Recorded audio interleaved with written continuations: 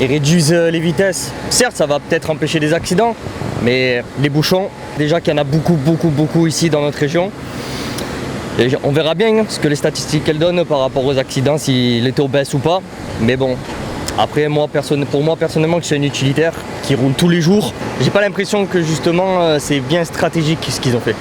Vous avez vu quand même des accidents dans ces secteurs auparavant ou pas? Oui, pas plus tard qu'il y a, je dirais 2 semaines, il y a eu un poids lourd sur l'axe A7 deux sont rentrés dedans, grave accident.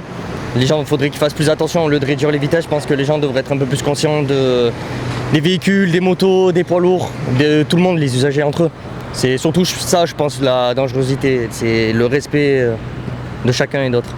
Bon, ça va permettre de peut-être réduire les coûts du carburant, on roule moins vite donc on consomme moins, c'est peut-être déjà ça. Je fais pas mal de chantiers sur le secteur, je dois aller vérifier mes chantiers et voir avec mes clients. Donc j'utilise en effet beaucoup les routes du secteur et cette diminution, quand c'est de 110 à 90, moi ça me gêne pas trop, mais quand on passe de 90 à 70, je trouve ça gênant parce que nos véhicules sont programmés pour consommer le moins de carburant et donc créer le moins d'émissions de CO2 à 90 et pas à 70. Et moi je remarque qu'à 70 je consomme 1,3 litre de plus qu'à 90 parce que je roule sur un régime qui est plus important au niveau des tours minutes, que ce soit avec un véhicule automatique ou non. Moi je suis un professionnel, je suis souvent sur la route donc je mets mon régulateur parce que on a toujours la peur du flash et la perte de nos points qui est notre gagne-pain.